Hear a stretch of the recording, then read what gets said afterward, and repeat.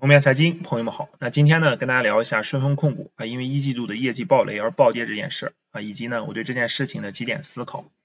那我们来看一下顺丰控股呢一季度的业绩预告它是亏损了9个亿到11个亿。那上年同期呢是盈利9个亿所以说这个打击呢非常大直接开盘呢就跌停了。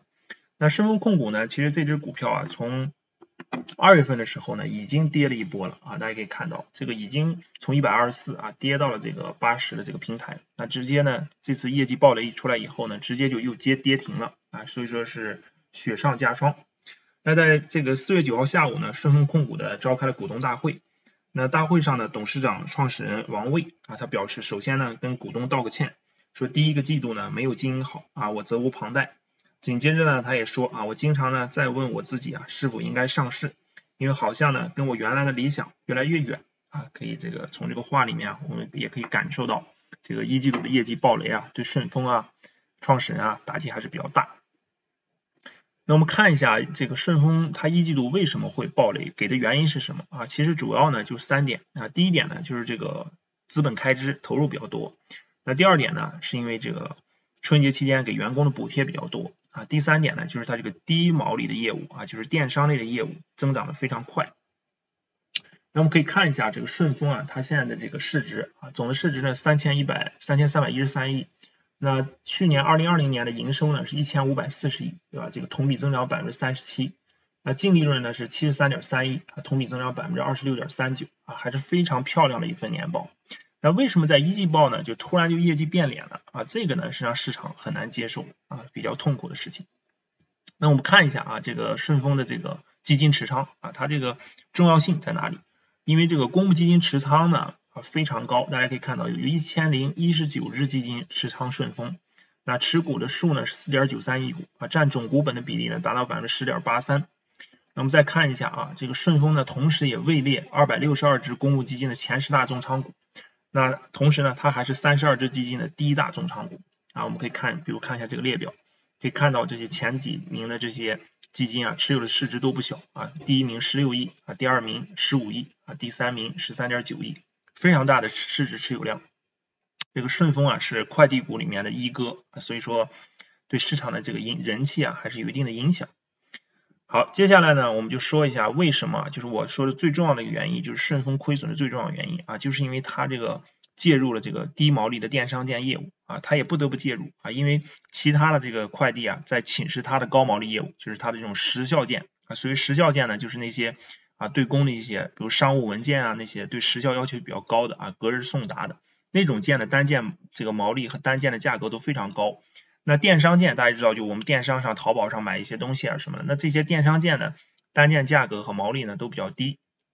那现在的情况呢就是电商就是快递业这么多年互相杀价，那杀到最后呢大家互相开始侵蚀这个其他的这个快递公司呢开始侵蚀顺丰的这个高毛利业务时效件，那顺丰呢被逼的不得不也下沉到这个电商件所以大家呢就打价格战。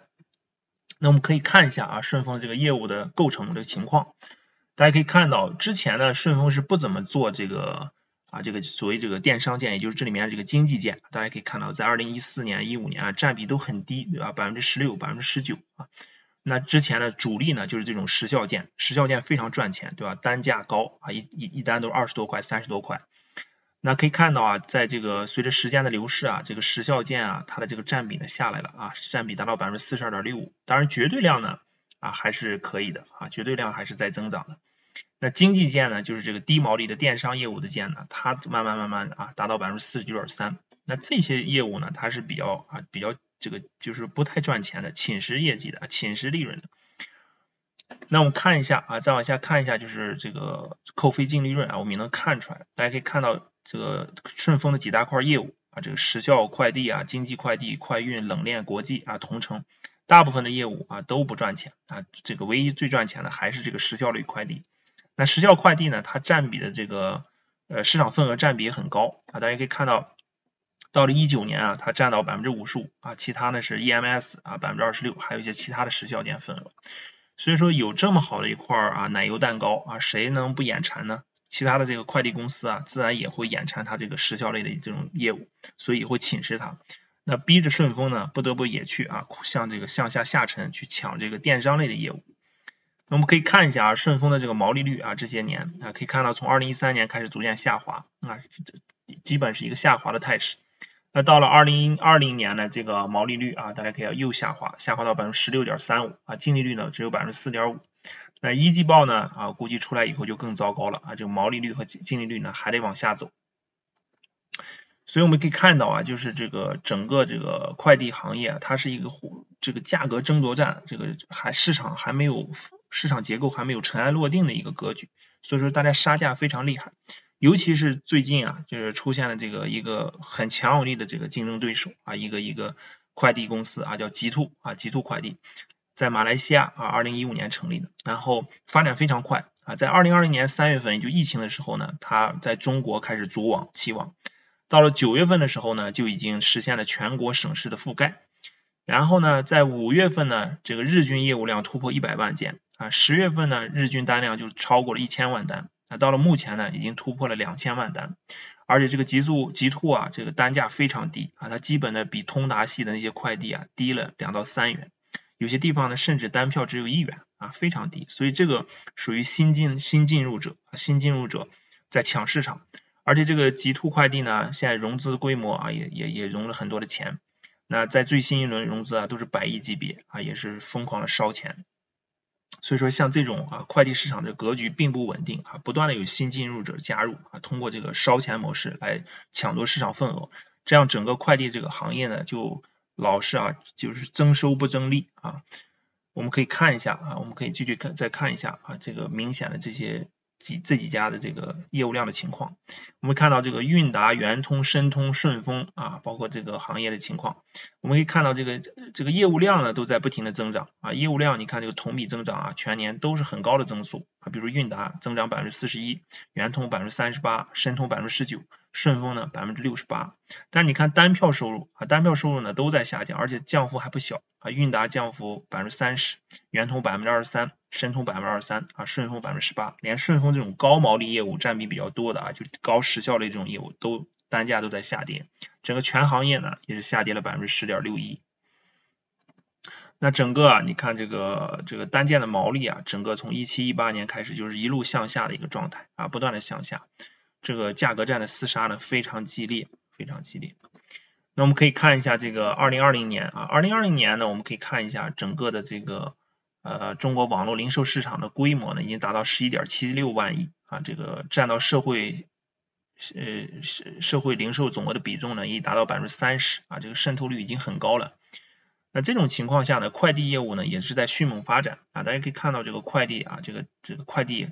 服务业的这个单件量可以看到已经达到 833.6 亿件这么高的这种增速。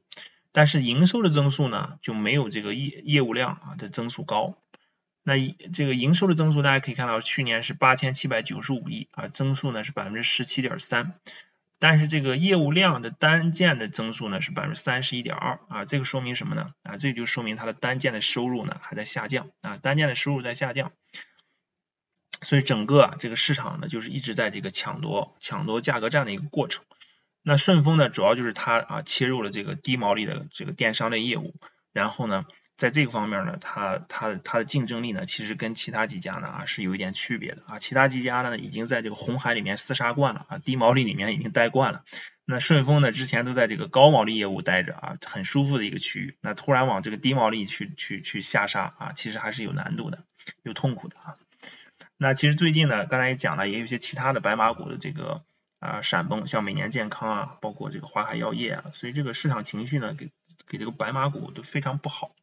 那现在整个其实第一波跌下来以后呢，真正还比较活跃的还是这个以中证1000为代表的这个中小盘股大家从这个指数上也能看出来整体它还比较强势一些个股也比较活跃。但是白马股呢自从上一波这个抱团股的下跌以后呢就有点一蹶不振了。那再加上最近的这个白马股的一些闪崩暴雷这个给市场带来很大的忧虑和焦虑。好，最后呢跟大家再分享几点我的思考吧那第一点思考呢就是这种增收不增利这种其实各行各业呢都普遍广泛存在。那这一波大家知道从去年3月份疫情以来全球央行进行货币刺激以后呢，整个的上游原材料啊、大宗商品啊以 PPI 为代表的这些价格指数啊都是飞速上涨啊，你像铜啊都翻了1倍啊，包括人工啊这些上涨都很明显啊，但是它呢有个特点就是无法有效传递到这个产业链的下游啊，这个各行各业一到了产业链的下游，不管是什么家电啊、电子产品啊这个各行各业到下游，它这个价格就没法上涨啊，传导不过去，上游涨啊，下游不动啊，所以这个中下游的这个制造业的日子呢就非常难过啊，一涨价，客户这个终端行业呢一涨价，客户就跑了。那终端消费品呢，其实除了房子在涨价，其实很多呢都在跌价啊，大家也应该深有感受。那而且就算这个房子在涨价呢，这个地产商的利润率呢也在下跌啊。如果大家看最近公布出来的这些大型房地产商的这个财务报告啊，就可以发现它的这个毛利率呢，相比去年呢都下跌很多啊，毛利率一直在往下走啊，房子价格一直在涨啊，毛利率呢却在下跌，都被谁吃了呢？主要是卖地收入啊，这个就是买地的这个价格越来越高啊，这个面粉的价格越来越贵啊，所以这个面包就算涨价呢它也赚不了几个钱。那这种成本推动型的通胀呢，最终它其实还是会挤压中下游的利润啊，它这种通胀呢是无法有效传导的，所以这是为什么我们最近看到的这个 CPI 同比增长非常微弱只有0.几乃至呢有一些价格这个水平还是在通缩的这个状态就是因为这种成本推动型的通胀，它无法有效的传导给终端产品。那最后一点呢，就是说我们说这种需求这通胀之所以无法这个传递，还是因为需求的萎靡不振。那08年以来的市场其实有过多次的这个央行的刺激政策然后呢市场有多次的预期这种大通胀能够到来，希望呢有一定的通胀水平或者说好多次说狼来了，通胀要来了，始终呢都没有来不管是08、09年还是这个15年之后包括是这一次。这个归根结底的根本原因就是因为这种货币刺激呢它是不持久不持续的它的这种刺激呢只是短时的这种货币政策，这种需求不能够带来普遍的这种旺盛主要是因为这个分配的结构性的这个不公没有办法得到解决。所以这一次也是一样我们也可以看到需求的传导呢非常非常缓慢，也非常艰难。那再加上成本的这种推动型的通胀这种上涨，大宗价格上涨，最终呢其实是挤压了中下游这个制造商的利润，给企业呢带来了更大的这种困难。好，这个呢就是今天跟大家做的分享总的来讲呢顺丰控股的这个下跌还是很有代表意义的就是你像顺丰控股，它的这个上游呢，就是这些原油费包括过路费包括这种运价，对吧？运价的这种提升这个都是上游的这种传导造成的。但是它的下游的这种快递价格呢，非但没有上涨，反而呢还因为价格战在下跌。所以说呢这种像顺丰为代表的这一类企业它就会非常难受，它的业绩呢就会容易出现变脸。